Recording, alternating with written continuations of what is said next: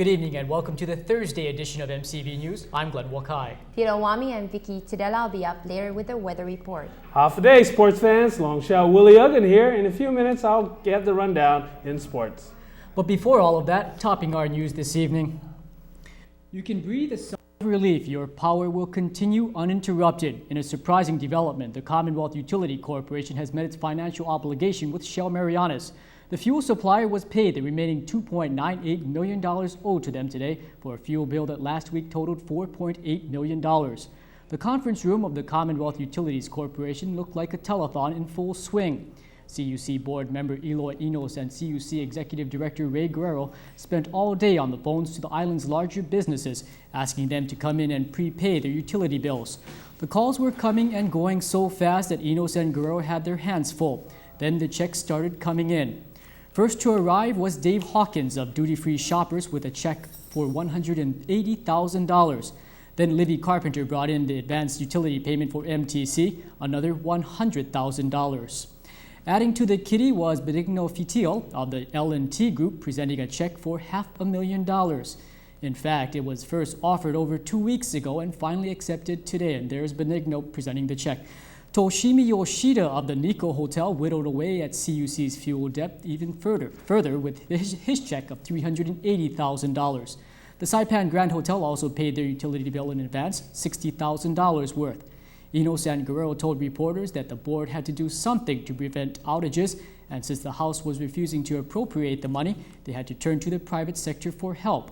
However, both Enos and Guerrero say they hope it won't happen again.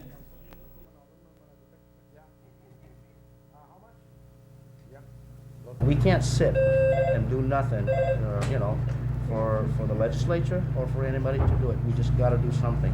And we feel that this is the most expeditious way to get the thing going. All we want is to get out of the woods. And I feel, I'm happy. I think we got out and we saw that light at the end of the tunnel. Now, we can all sit down and see how we can improve this thing so that we don't repeat it again. And I'm confident, this is a doable thing. The beauty of this is it's the people.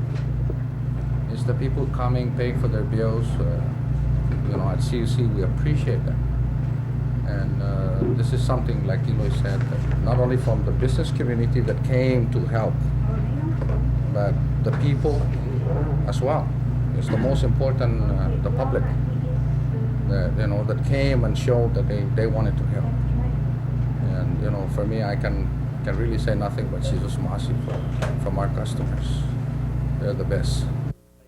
After receiving all those checks, Enos and Guerrero had one to sign of their own, the $2.9 million still owed to Shell Marianas. Then they presented that check to Shell Marianas terminal manager here, Bill Hartman. Governor Guerrero was on the scene shortly after totaling up the checks. Afterwards, he said this is not a solution and it will take the legislature to act to cure the long-term problems facing the CUC. Inconveniences.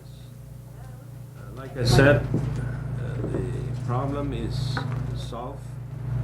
And the problem is solved, what is confronting the CUC right now, but it's not solving the future of the CUC unless we put our hands and our minds together. And I urge the members of the legislatures likewise to come in and help, pitch in. And Guerrero says he will propose that 60% of the business's utility bill for next month go to CUC's bank account. The remaining 40% will be credited against their account so that CUC will still get revenue for other operations.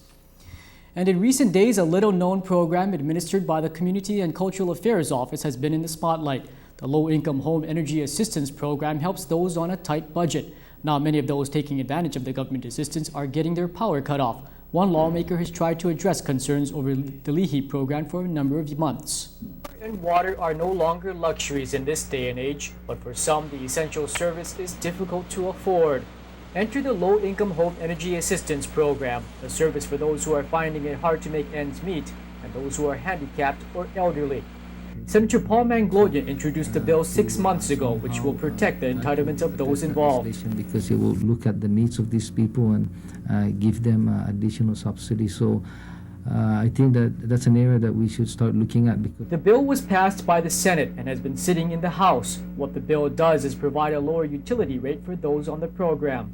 it simply says that for fiscal year 92 that we should not charge more than 9 cents, for fiscal year 93 not more than 11 cents, and so on. And it says that the way we should pay for this subsidy is to looking at the overall consumer rates and adjusting it so that we can compensate for this. With all of CUC's financial woes, there's a question as to where the money will come from to offset costs from the LEADED program. I believe there's a concern by the federal government under the Grand Pledge Agreement that we should not be subsidizing CUC.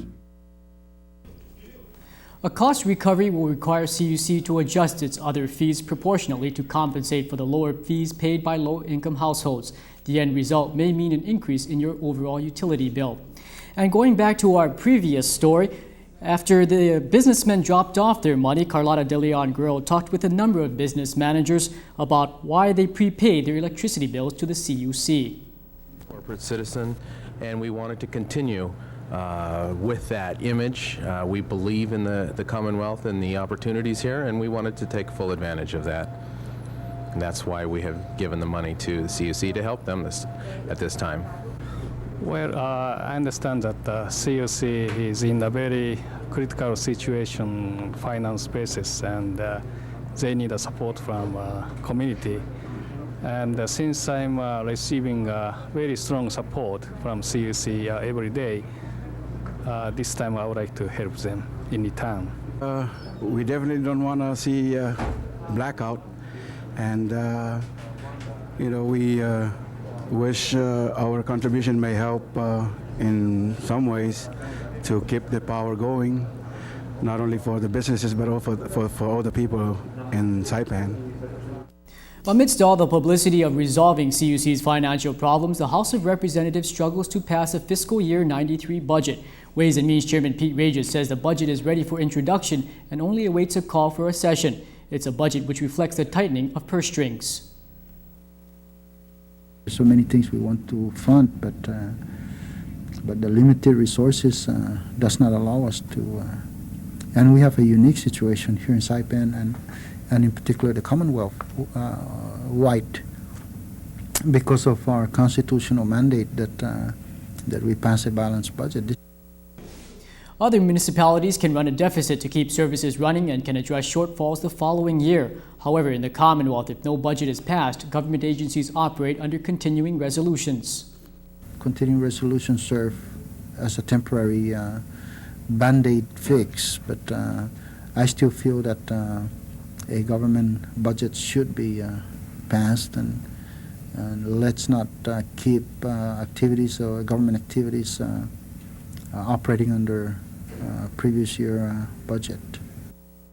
Regis will expedite the passage of the budget by trying to pass it on first and final reading. If approved, the document will be put before the Senate for its approval. The AGINGAN wastewater treatment plant is nearing completion. The $5.1 million project has been under construction for the past year. Once completed, the plant will handle about 3 million gallons of wastewater daily. Construction grants manager Matt Breen says the system will serve half of Saipan. The southern system will be served by the AGINGAN sewage treatment plant. That includes everything from Microl south. There's two sewage systems on Saipan, the central system, which goes to Saktasi, and the southern system, which goes to AGINGAN. The project is expected to be completed by March 28. Breen says the plant will replace the current system, which only has a 1 million gallon capacity. We're looking forward to getting it online. We're very proud of the accomplishment that this plant represents, and it's going to go a long way towards protecting the health and the environment of the island. And coming up next in our continuing series on Points of Light nominees, we point out the accomplishments of a local resort. And a picturesque golf course returns to its picture-perfect look.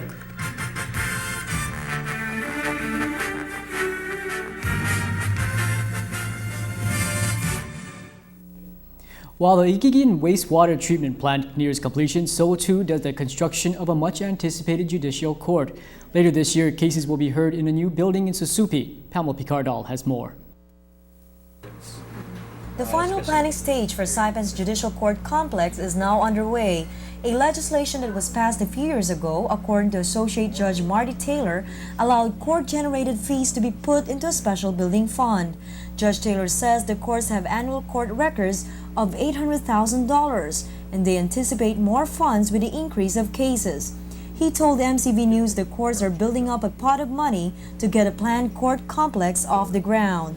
We proceeded with obtaining a designation of land. We want to make sure that it's at least 1.5 hectares of land so that we would have ample parking.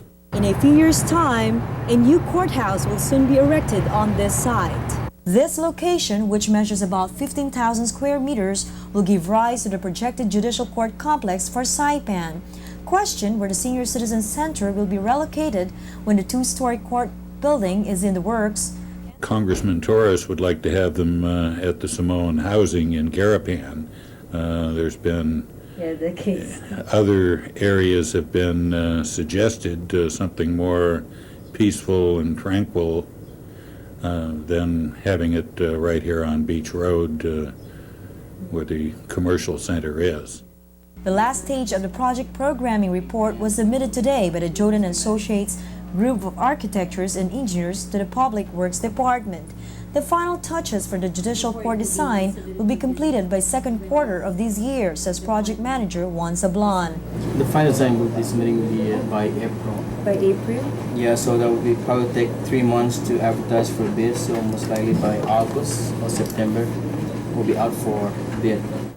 Taylor and Sablan both say the first floor of the soundproof two-story structure will house the clerk of court, a combined Supreme Court and Superior Court library that could be utilized by the public, and a ceremonial Supreme Court room. Sablan says one will soon find 5 Superior Court rooms on the second floor. This was projected and designed to accommodate up to year 2010. He says the total complex would cost between $13 to $15 million. While the complex final touches are still in the works, Taylor says the old courtrooms that were put up in the late 60s need some fixing. That is why the CNMI courts have requested the legislature to authorize the use of $250,000 from the court funds for renovation purposes. Congressman Pete Regis and Senator Juan Torres both expressed their all-out support to the court request. We passed that from the House of Representatives, I believe, last session. I am in support of that. These are funds that are not coming out from the general fund. It's funds that were earmarked for the construction of the judicial building. I think it's well justified and well spent money, the $250,000 that they are requesting. Judge Taylor says as soon as the complex is completed, the Commonwealth will boast the finest court facility in the Pacific region. In Susupe, I'm Pamela Picardal, MCV News. It's time for judges and everyone to get off the bench and get back into the swing of things. Good news for golf enthusiasts, the 6th and 7th holes at the Coral Ocean Point Golf Course are now as good as new. When Super Typhoon Gay ravaged Guam and the Northern Marianas last November, strong winds and high waves severely damaged the golf course. Vice President Hideo Sugiyama says the worst of it occurred at around noon. So I think that time typhoon wasn't damaging Saipan, not too much. But our golf course, especially number 7, was damaged, just washed out. And so after that we fixed, and it took about 3 months. And a couple of weeks ago, just finished. Now, 3 months after the typhoon, the golf course has been repaired at an estimated cost of $30,000. The golf course also sustained typhoon damage in 1991. While Coral Ocean Point invests in its golf course, others are investing in the region's future. That's what the Inter-Pacific Investment Group has done by donating $30,000 to the University of Hawaii's Pacific Business Center program. Inter-Pacific is an investment and management company affiliated with Pacific Islands Resorts Club. It's the 3rd year that the organization has made a contribution which supports economic development in the Pacific. Education is also being fostered by another hotel. This one donates its facilities and supplies to a local school. Kelly Phillips reports on how the Coral Ocean Point Resort Club is involved in the Adopt a School program. With limited funding in school budgets, teachers and principals appreciate any extra help they can get. As a participant in an island-wide adopt-a-school program, Coral Ocean Point Resort Club has adopted Cobreville Elementary School.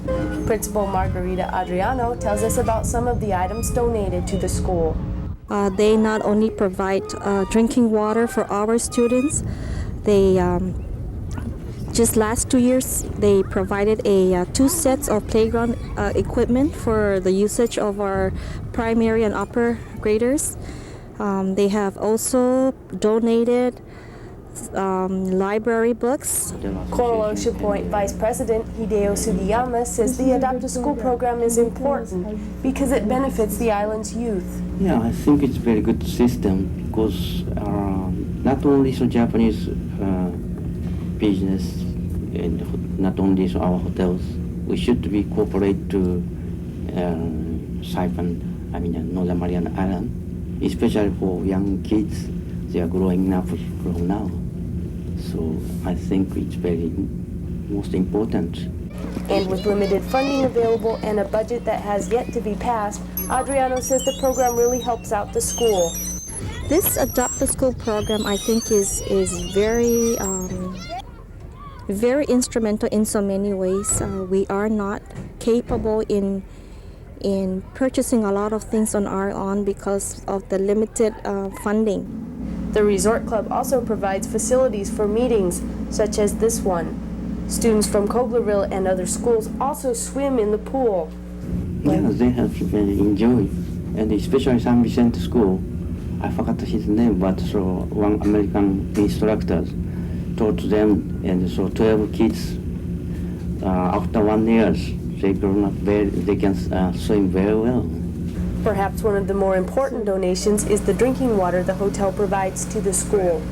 As you can see, we do not have drinkable water from the government, from CUC, so we need to provide students with safe drinking water, and the hotel has been very generous, and as a result of that, we do not have to go buying water on our own.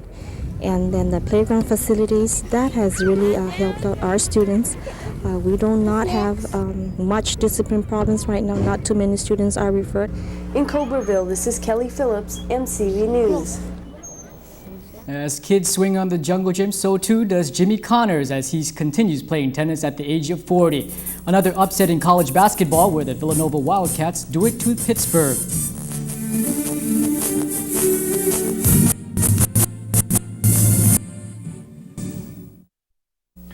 Conference action in the Big East between the Villanova Wildcats and Pittsburgh.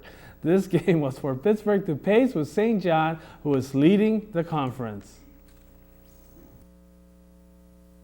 A Big East, second place Pittsburgh played against last place Villanova in a conference battle. The Wildcats were leading at halftime 37-31. In the first half, Villanova was shooting 67% and Pittsburgh were only shooting 35%.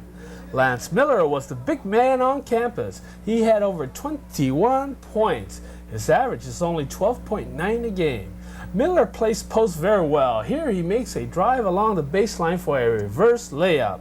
Pittsburgh was desperate. In the last 2 minutes, they were shooting NBA three-pointers and taking shots like this long-distance jump shot for 2 points. What an upset. Villanova defeats Pittsburgh 82-76, and this is the last field goal of the game. In the Big East Conference, I like the Syracuse Orangemen with Coach Boheim, and Georgetown Hoyas is also a favorite. They should make it to the NCAA tournament in March. And for more college basketball, it's time to show you Dick Vitale's analysis of college basketball. It's called Fast Break. Steve Woodbury, Mr. Versatility, the best sixth man in the game. He provides an offensive spark, and he also can play on a defensive end. Hey, talk about defense. They play great defense at the University of Massachusetts. They come after you with that man-to-man defensive pressure of John Calipari. Let me tell you something else. He's staying at Mass. The reason? He has great recruits coming in next year. Dr. Tom Davis and his team played with such emotion and intensity, dedicating their games to number 40, Chris Street, who they lost in that tragic accident. They were brilliant against Michigan State, 15 points down, 3.5 on the clock on the road, and they came back and got the W. And then they were brilliant against Michigan. It was the work ethic, the pride, the courage, and the intensity that they played with that made it so special. Yes, those were the qualities that epitomized number 40, Chris Street. You better believe he would have been mighty proud of his teammates. And on Saturday, they're going to retire the jersey of number 40 in front of a crowd against the Indiana Hoosiers, who come in number 1. And you better believe the crowd will be filled with all kinds of emotion. Maybe we should have our own local fast break, since we do have live Saba games on Friday nights. JC is back. Jimmy Connors still takes it to the net. Even at the age of 40, Jimmy can still volley that tennis ball. Even at the ripe old age of 40, Jimmy Connors still getting it done. Happened last night in the first round of the Volvo Championship in San Francisco against Richard Matuszewski. Bjorn Borg could only wish he could still do it the way Jimmy Connors can. Connors advances in straight sets, 6-4, 6-4. This is match point. James Scott Connors still getting it done. Sports trivia. Who is the oldest active player in tennis? Sometime you just can't see all the games. So in case you missed it, it's showtime of highlights of last night's games. Oh no! You gotta be kidding me. What a shot. You got that thing to go in there? In low to Roberts. Roberts one bounce. He wants to jam it. And he got it. Shot. Save, Tucker.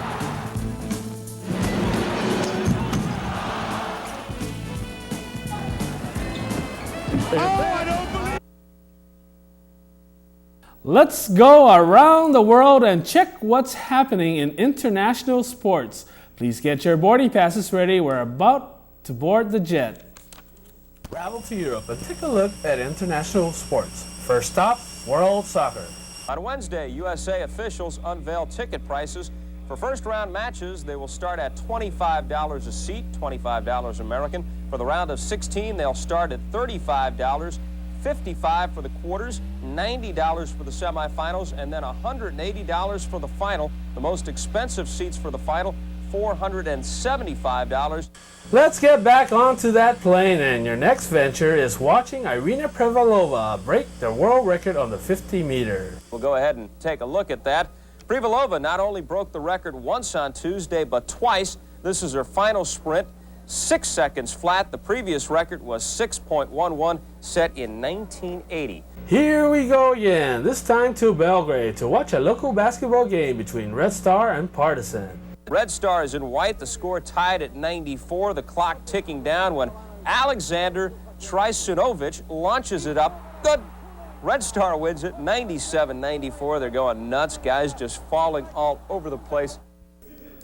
I'm glad you've enjoyed our flight. We hope you can travel again with Longshots International Sports Tour. Sunshiny days are here again. Get that lotion out and hit the beach. Miss Tudela will return with what's new in the weather scene.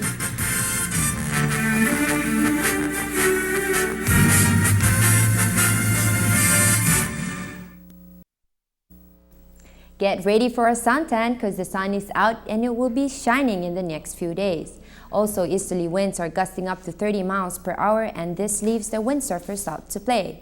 But just a reminder though that a hazardous surf warning remains in effect for Guam, Rota, Saipan, Tinian, and the Northern Mariana Islands, and also a small craft advisory remains in effect for Guam coastal waters and the Rota Channel. Now let's turn to our regional temperatures.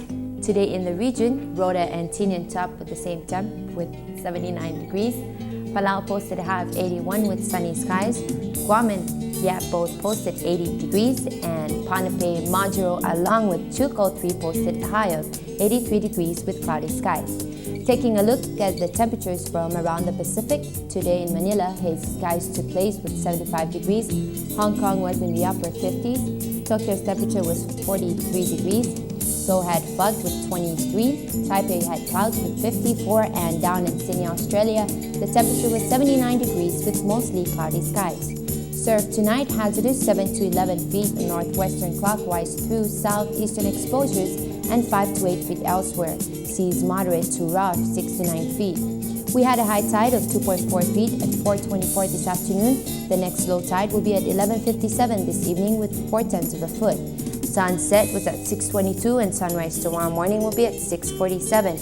Tonight's forecast calls for partly cloudy skies with isolated light showers, winds northeasterly 5 to 15 miles per hour, and the low temperature in the mid-70s.